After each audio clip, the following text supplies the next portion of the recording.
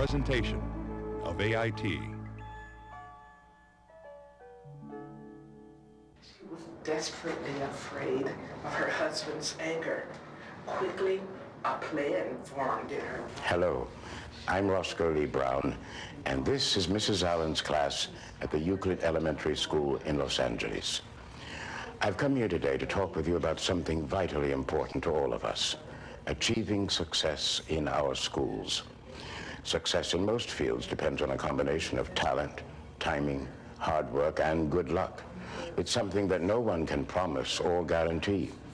But what we can promise, and what we have promised, is that through our system of public education, we will give all our children the kind of foundation that prepares them to succeed in life. Are we doing it? Are we keeping the promise? Apparently not. We've all heard how American students are performing poorly compared to students from other countries. It seems that academic success is getting harder to come by for everyone.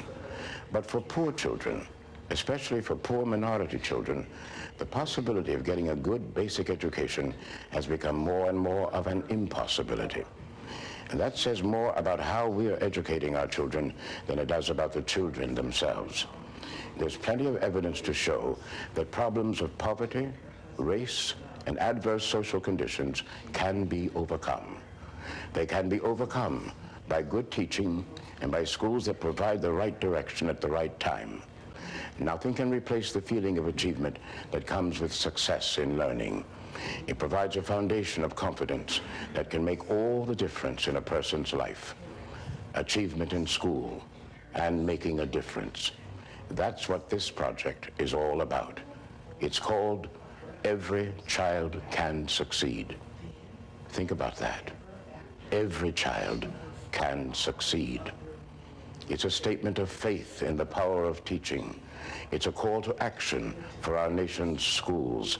And it's a promise we are making to all our children.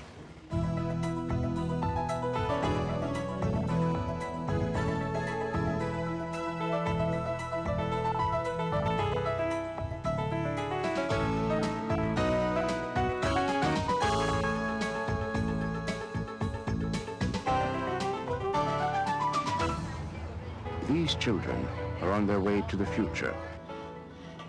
Their future and ours. Come on, let's go. I pledge allegiance to the flag of the United States of America.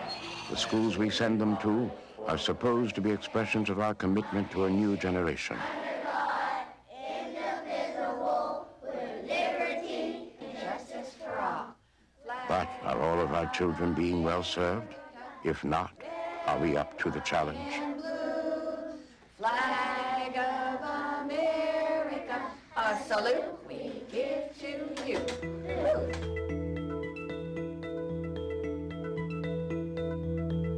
There was a time when this nation wasn't called upon to educate all of its children.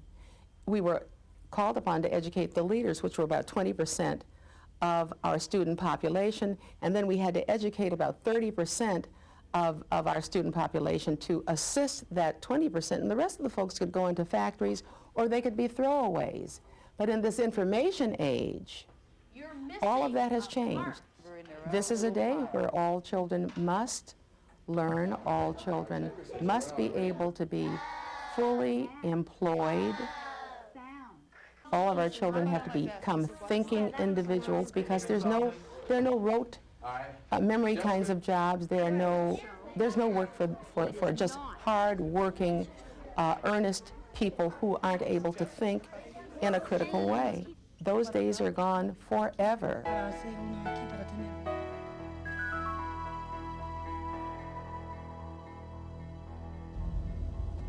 There are many places in North America where principals, teachers, and children conduct the vital business of education under appalling conditions, amid the deep poverty of rural areas all across the continent, and in poor urban neighborhoods filled with noise and violence, where drug dealing and other crimes are part of everyday life. What do we expect of children in these environments? We say that we believe that all children can learn. And I believe that almost every educator wants desperately to believe that, and may sometimes even believe that they believe it, and yet they nurture doubts that they can produce the educational outcomes in situations that are difficult. For example, we hear that if students are poor, that there is a correlation between poverty and school success. Okay. Dígame, Gabriela. We've heard that if students are bilingual, that this bilingualism will be a deficiency in the school setting, and that will account for low performance.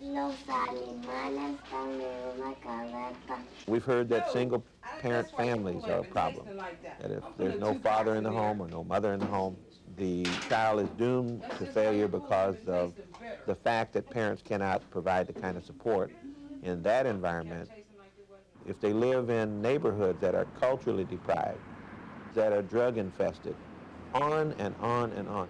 And of course, we would like to see the reversal of every one of those variables, but not a single one of those accounts for the low performance of school children, either collectively or individually. We know that it is possible, doing things that schools do, to overcome the damaging and negative effects of these variables. I wonder if that's a naming part or a telling part. Simone? A naming part. Good. Altogether, you use how many for each train of cubes? 5.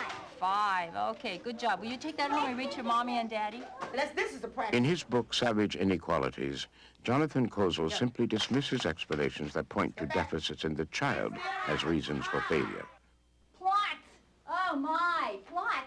According to Kozol, the problem lies not with children, but with the educational services that they receive.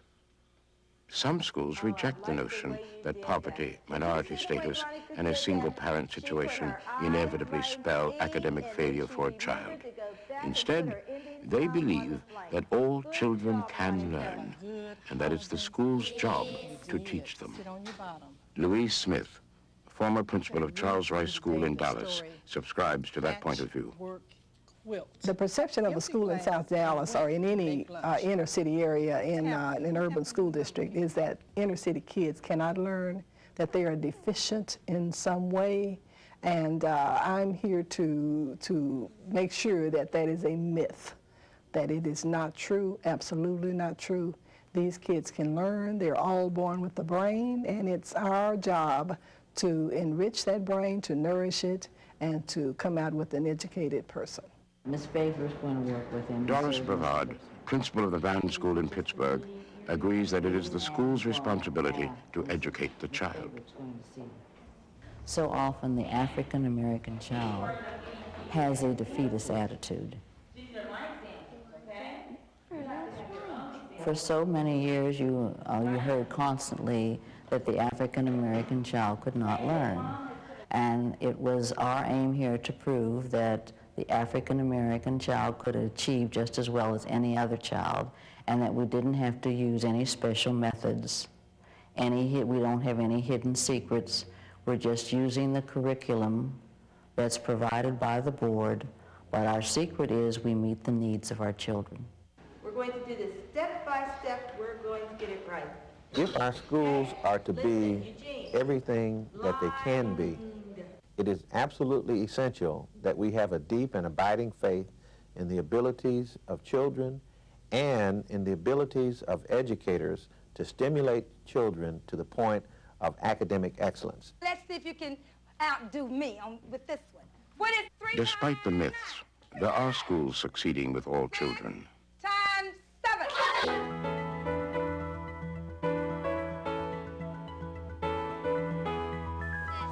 What's the difference between a thief and church bell? And it tells you right down here. I see you have. How many positive examples do we need to prove that it is possible to attain academic success in difficult circumstances?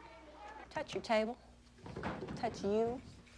Fan your... According to Ron Edmonds, a leader of the Effective Schools movement, the answer is just one. And it takes up space. I don't know. Remember we counted them? How many does it have? If we can find one school operating in adverse conditions, whose students are achieving at or above national norms, that should be evidence enough that all children can learn. That's the kind of starfish you were talking about, the purple one.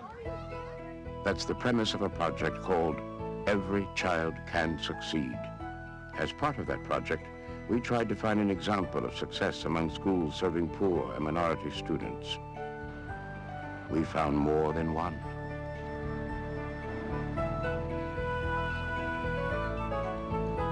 We found successful schools and schools on the road to success in Dallas, Texas, and Seattle, Washington, in Pittsburgh, Pennsylvania, and Edmonton, Alberta, Canada. 8 schools in all, from Maine to California.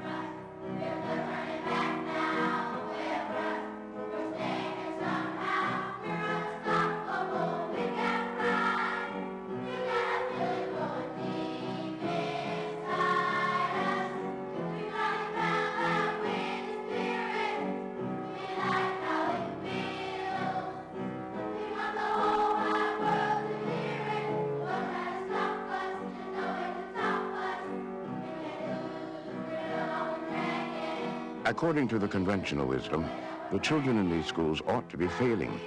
They come from environments that exhibit a familiar litany of problems: poverty, drugs, crime-ridden streets, and unstable family situations.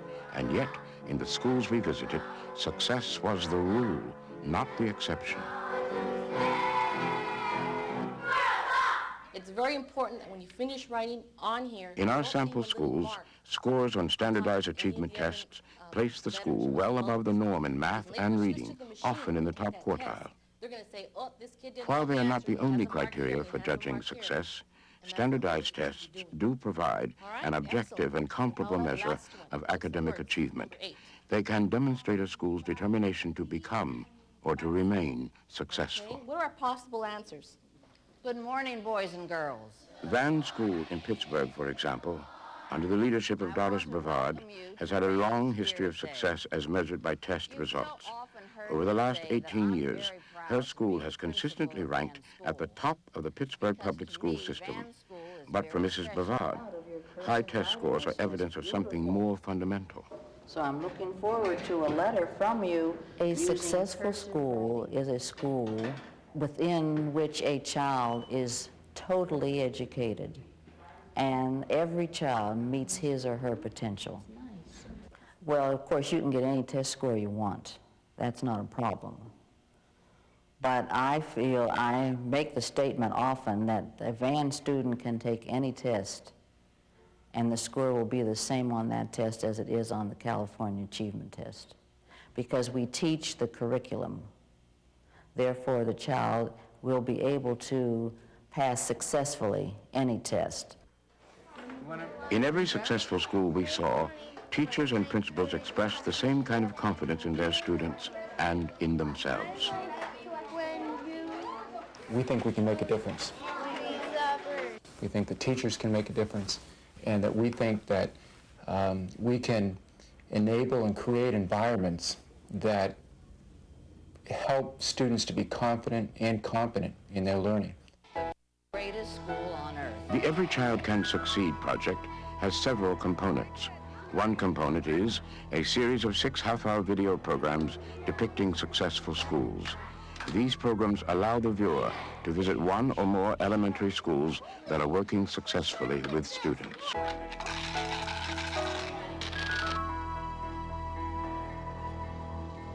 The purpose of these programs and their associated print is not to provide models for replication, but to stimulate viewers to reflect on their basic assumptions about schools, teaching, and learning. Okay, and also...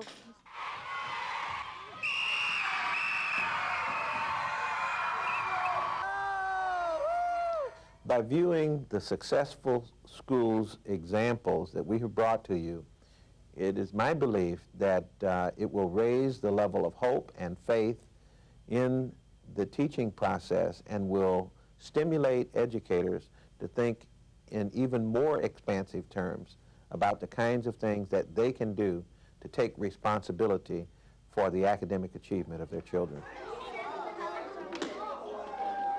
What we discovered is what we suspected all along.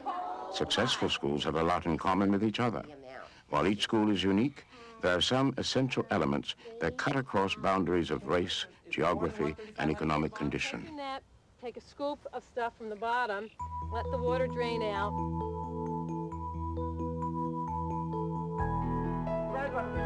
Another component of the Every Child Can Succeed project is called the Essential Elements, consisting of 9 20-minute video programs highlighting elements critical to the operation of successful schools.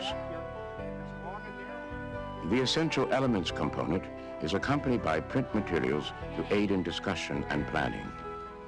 The purpose of this component is to help principals and teachers to develop action plans for implementing these essential elements in their own schools.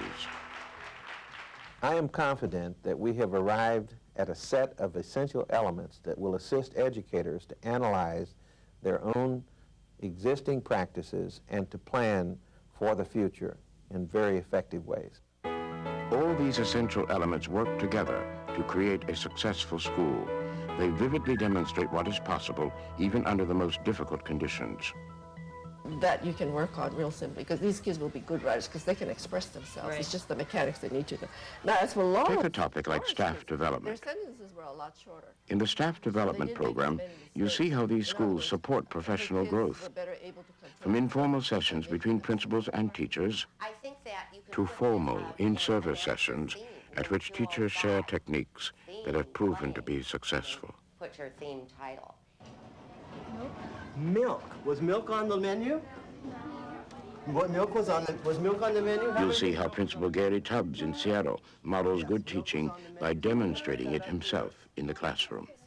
And how Euclid School in Los Angeles is using teacher observation with follow-up discussions to improve teaching. I mean, they were filling page after page after page. Another essential element is productive school climate and culture. This program shows how successful schools consciously establish and maintain an atmosphere in which learning can take place. It starts with a vision. All of the folks here share a common vision. They have a very similar philosophy. And that's every one of them will teach, and every child in this building is going to learn. Do you think this is made out of some kind of flour that's mixed into a dough? And then what do you do with it after it's mixed into a dough? Bake it. The dream is the vision of that all children will be academically successful. That, of course, is a vision that needs to be constantly addressed and revisited and be kept alive in our heads, but also brought down to practical, down-to-earth terms on how does that look in the classroom? How does that turn into instruction? How does that turn into curriculum? How does we make learning meaningful so that it actually gets children a step closer to that vision? The Climate and Culture program goes on to show how the vision is realized in successful schools. So you can be aware of what kind. They went on the filter. Oh, I didn't come yesterday. Oh, okay. So yeah. When Esther McShane became principal at Euclid Avenue Elementary in Los Angeles, it was the challenge of her life. The school's environment was the worst she had seen. Professionally or academically, it was a school that was almost a joke. It was also a very filthy school. There was no pride. You know, when you look at a situation where there's no pride, you need to start there. McShane began to implement the school's mission for success by creating a more supportive environment for teaching and learning.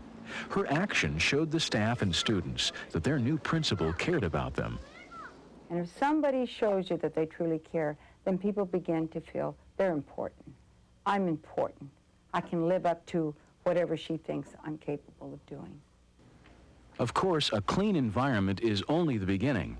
At many successful schools we visited, the discipline policy is also tied to the school's mission of academic success. Behavior comes first.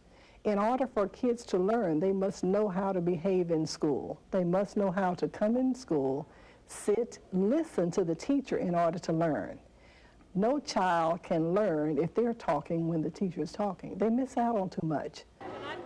At the successful schools we visited, the school's mission is implemented through a carefully designed instructional program. Nancy Ishinaga sees it as a three-step process. Number one is that we do believe that every child can learn to read, to write, and to be a successful student. And this belief is throughout the school. Everybody believes that. We just have to figure out how to do it. And the how to do it is the next thing. But you add, you subtract, you multiply, and you divide well. So we got to let your teacher To know. implement her mission, Nancy Ishinaga personally tests the academic skills of each new student. And she meets with the child's parents. Our kids have already had fractions because we do that in the first half of the year, in the 4th grade.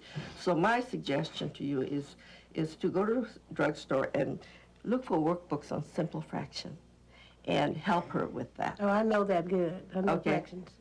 Well, that's good. And You had already a food? He had some food. Does anyone remember what food he Then had? the students enter a sequenced and rigorous academic program. Nancy Ishinaga visits each classroom periodically and meets with teachers to assess how the students are doing. This is part 2 of her process. And maybe the third thing is that we try to build an environment in which everybody feels that they are important, and the fact that what everybody does contributes to the whole school, so that any school which wants to succeed can do this. It's not a matter of personalities, it's a matter of having a system by which we educate our kids.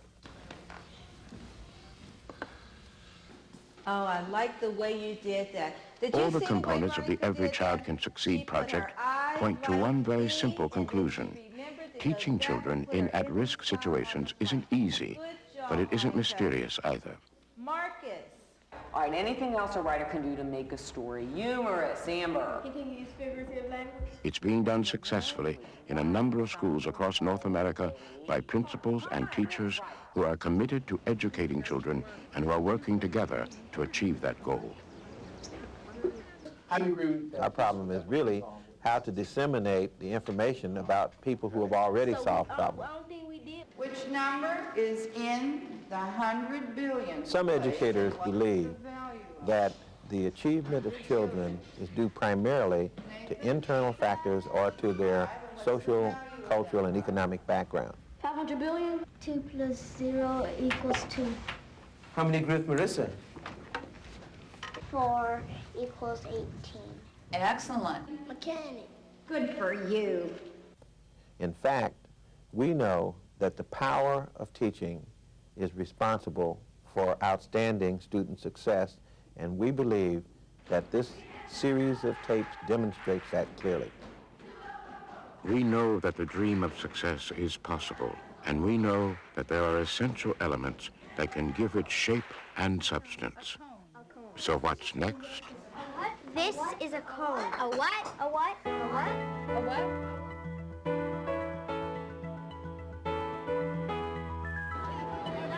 The truth is that successful schools are all too often fighting against extremely difficult odds. Most of the schools we visited achieved their success without any additional funding. Funds tended to follow the success rather than precede it, let alone prompt it. Nonetheless, there are things that a school district can do to encourage success. Because I didn't want her to get in trouble. That's neat. That's a great example. So you The were really first thing tired is to believe that every child can succeed. In this respect, the district is no different from the schools themselves. A firm belief in children and in the power of teaching is a prerequisite to successful schools. My father. The district must provide the resources to support change and establish an environment that fosters it. There are no shortcuts. Secondly, it is really saying to the Every child it's Can okay Succeed not to know. is a project designed to encourage the effective practices of some schools to serve as models for success in all schools. And The materials we have developed for this project are intended to supplement other efforts being made to improve schools for all children. Mayor Norman Rice of Seattle sums up the importance of such efforts for all of us. I think that if an education system doesn't speak to all of our citizens, then it is not a good education system. And I think what we believe in very strongly is every child can learn. And if we put them in the right environment and give them the right support around them, those children can learn as well as anybody. And that's what we're out to prove, and that's what we're proving. Show me hope. Casey's The proof is right before our eyes. It's in every classroom of every successful school. It's in the style of principals who are determined to make their schools work. It's in the words and gestures of every teacher who is determined that their students will learn. And it's in the faces of the children themselves, the children who succeed despite fierce odds against them. By understanding what works for them, we will be better equipped to make sound decisions for ourselves and the children for whom we are responsible.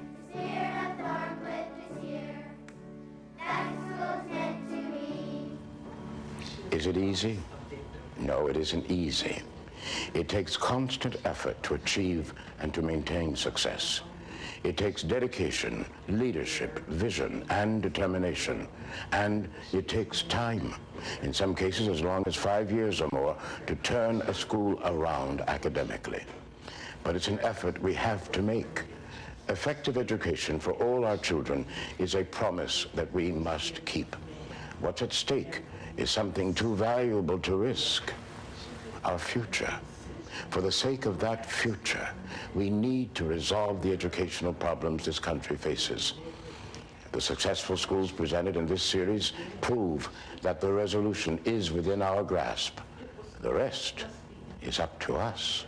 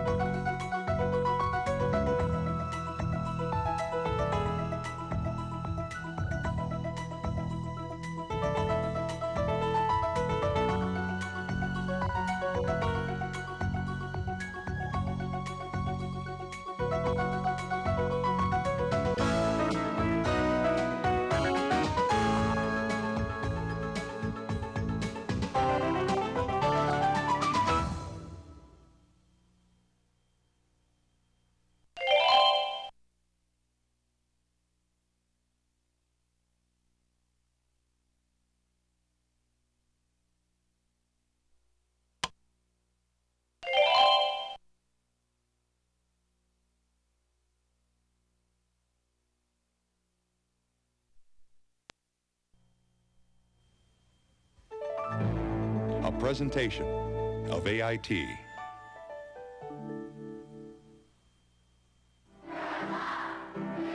We want to tell you some stories. Stories about schools that are thriving, even though they confront some of the worst problems in education today. How do they do it? And what can we learn from them that will help improve other schools?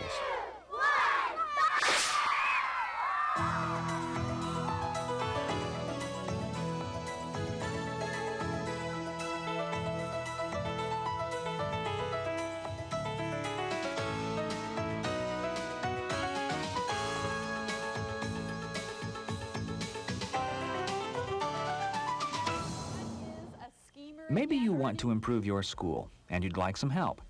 That's why we produced Every Child Can Succeed. It's a package of video and print materials designed for administrators, parents, teachers, and others to use as part of an effort to improve schools. In part one of this program, we'll examine the materials in the package. And in part two, we'll demonstrate how you can use them to help create positive change in your school.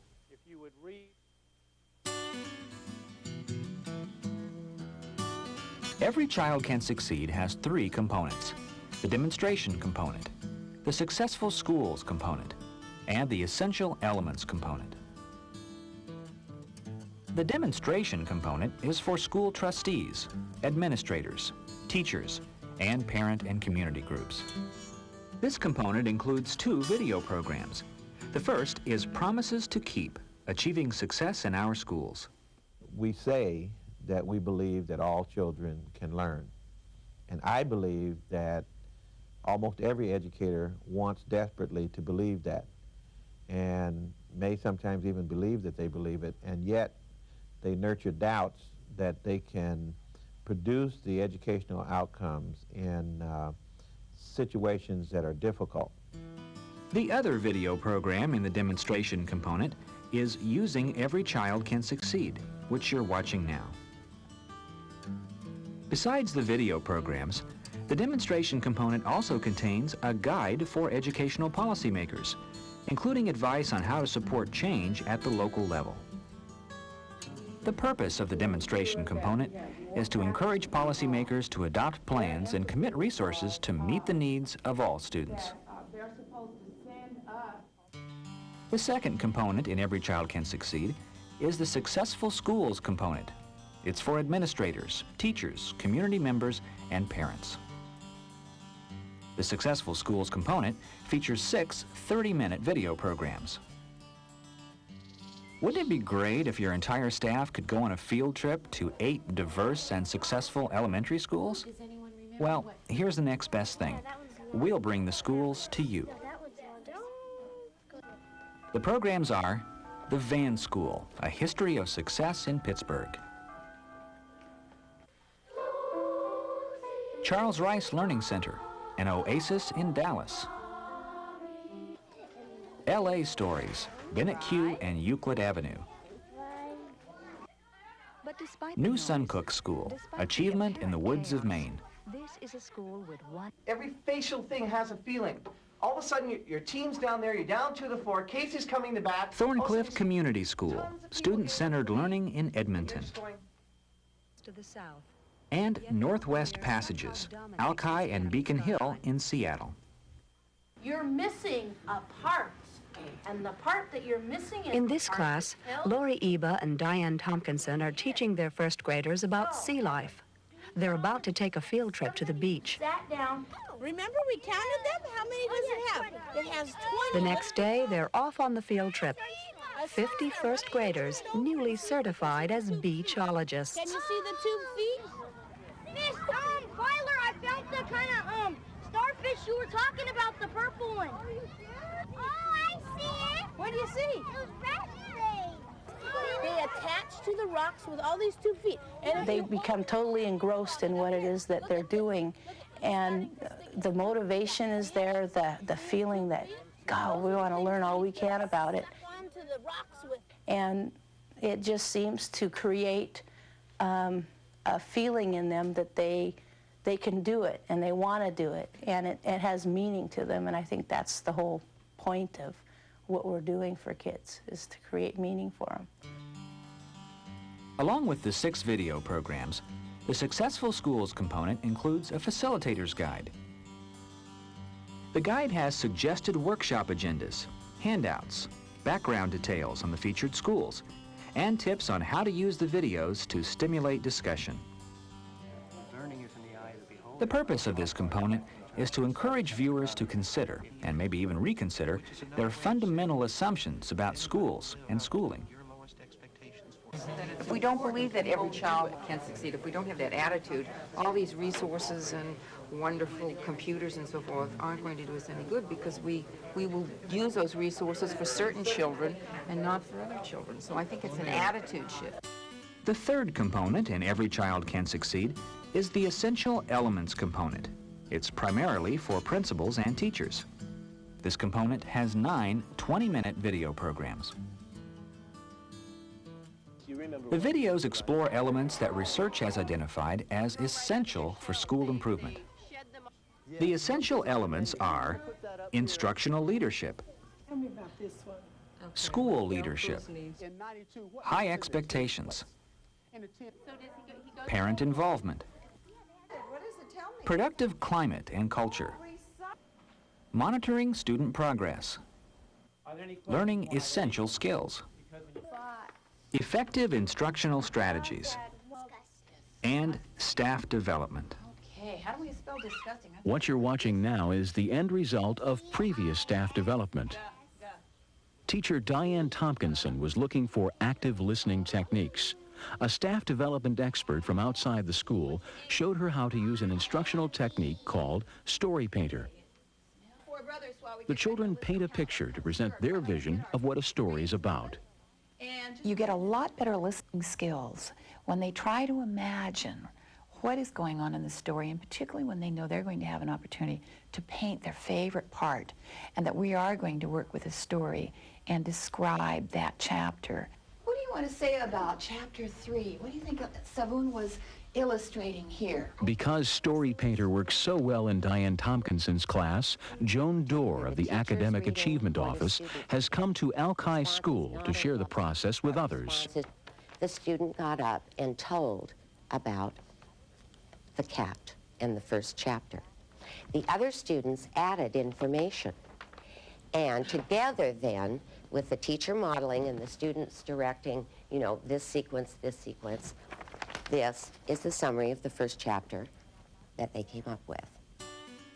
Along with the 9 video programs, the Essential Elements component contains a facilitator's guide with workshop agendas, handouts, and suggestions on planning for change in local schools. The purpose of this component is to help principals and teachers develop action plans for implementing the essential elements in their own schools. The package also includes a book of readings. Inside, there's a large collection of background readings for use with both the Successful Schools and Essential Elements components.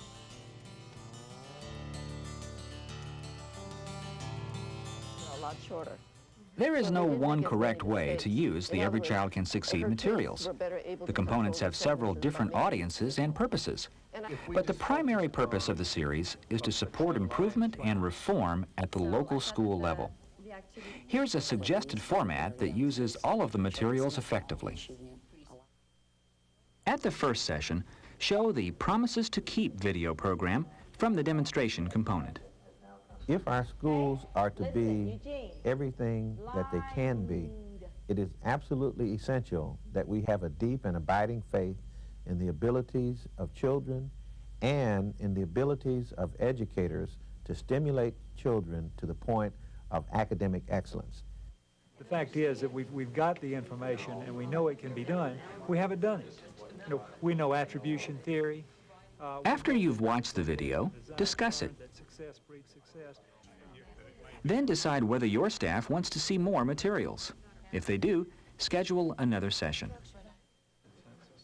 To begin the second session, conduct the focusing activity in the Facilitator's Guide, which asks, can every child succeed in school? Change in attitude.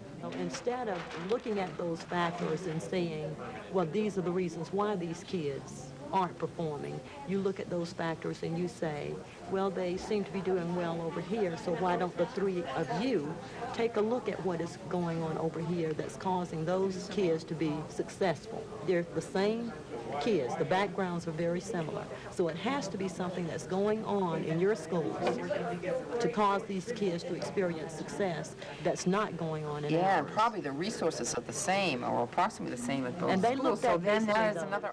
After the discussion, move into the Successful Schools component. Very often, and we found it in our group, and I'm sure you probably did too, as we were trying to make a statement, but words crept in. All children can succeed, but, or all children can succeed if.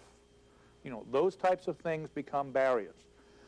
The Successful School videos really are going to energize a faculty to perhaps begin to pull down or at least create some doubt as to the excuses. And that's what it's intended to do. Next, show one of the Successful School videos. There are suggestions for how to view and discuss the video in the Facilitator's Guide. Afternoon, Mr. Glee. And show me with your signals, how are you feeling today? How are you feeling? All right, look at those. One program intended to produce self-motivated students is something called Project Seed, a requirement for every student in grades 4 through 6. At first glance, Project Seed is simply a different way of teaching advanced mathematics. LaToya, and let's read it. Follow my finger. Log base 2, 16 equals 4, if and only if 2 to the power 4 equals 16. All right. But actually, this is much more than just math. William Glee has been a Project Seed specialist for 10 years.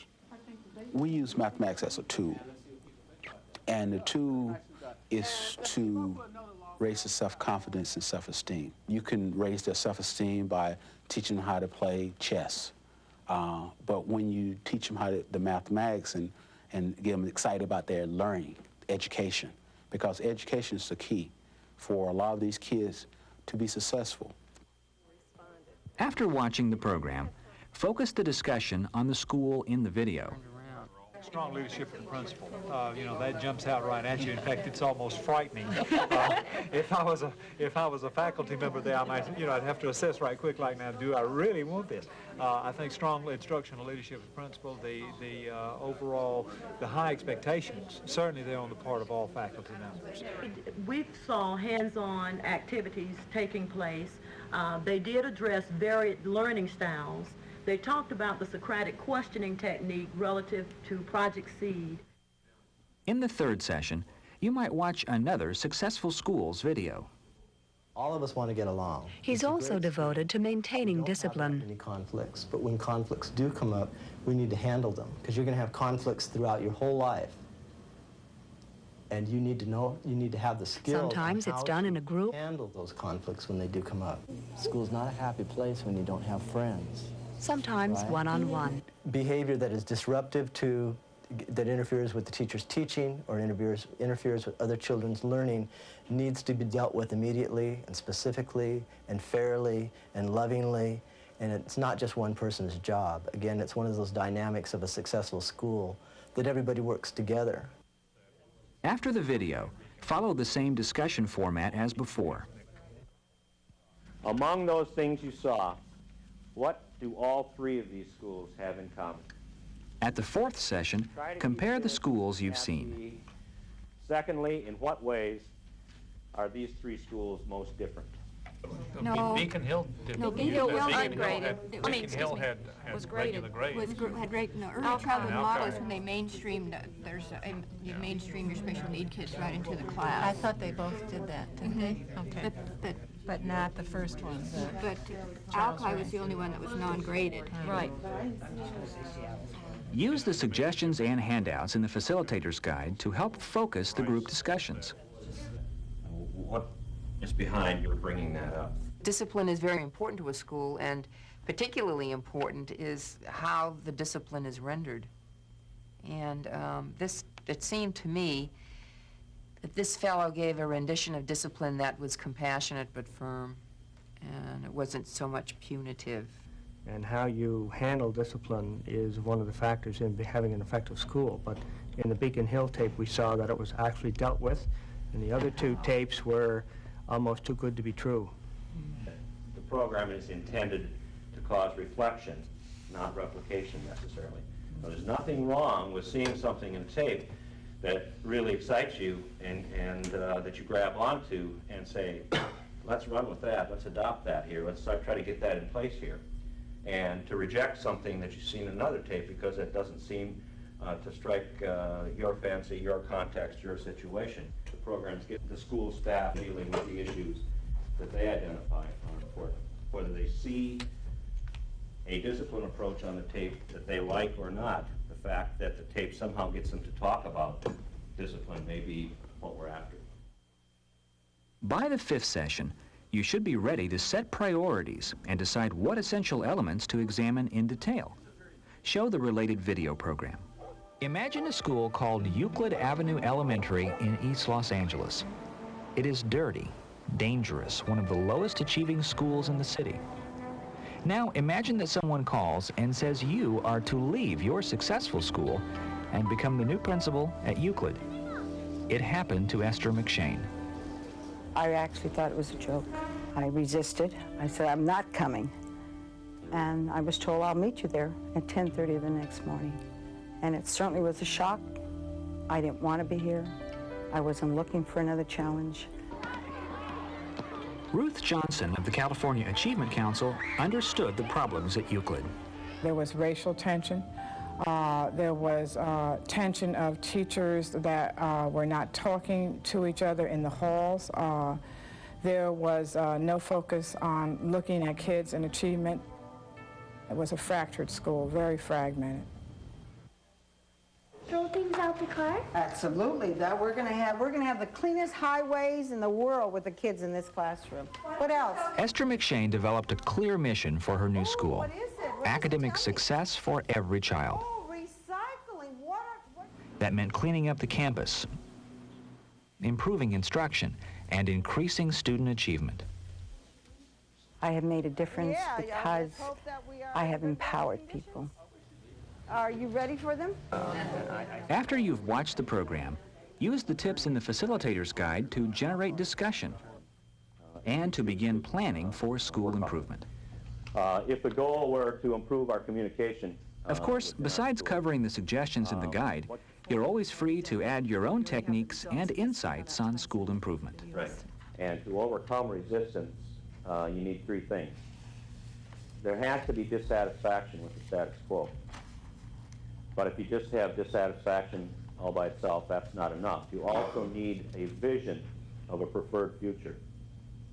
And even if you have the dissatisfaction and a vision of how to alleviate that dissatisfaction, make things better, that's still not enough. You need the first steps toward that vision. And if you have those three things in place, those three things are greater than resistance. Now, knowing your mathematics as you do, you realize that if there's a zero at any place in a multiplication formula, you don't overcome the resistance. At additional meetings, you can focus on other essential elements. Always remember, the essential elements work together at successful schools. Therefore, you might want to break into groups that will plan how to implement the various elements in your school. Again, use the videos and print to guide your discussion and planning. Do you believe your school can do better? The educators and parents in these schools believe it. They are driven to create ongoing programs and strategies that equal success for children. Our videos and print will show you how they did it and help your school plan ongoing efforts to do the same. We supply the materials, you supply the energy, the commitment, and the persistence to make them work. Because every child can succeed, and will, with your support.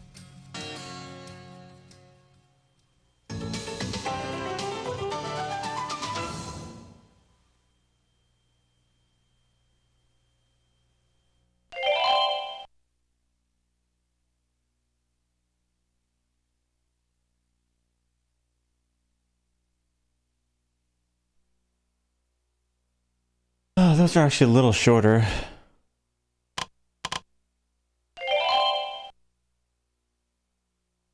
The best it gets, yeah.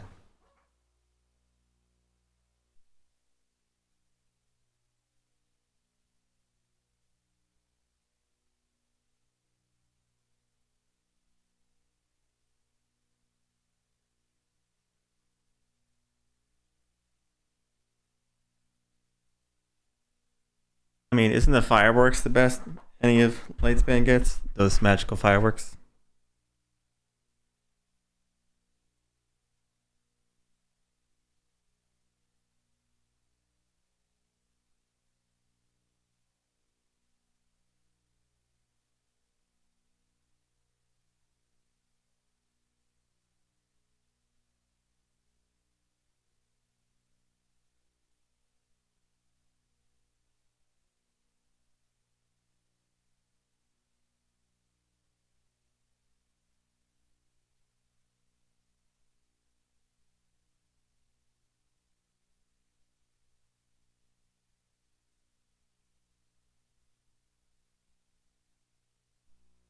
All right, guys, that is Every Child Can Succeed 1 for the PlayStation.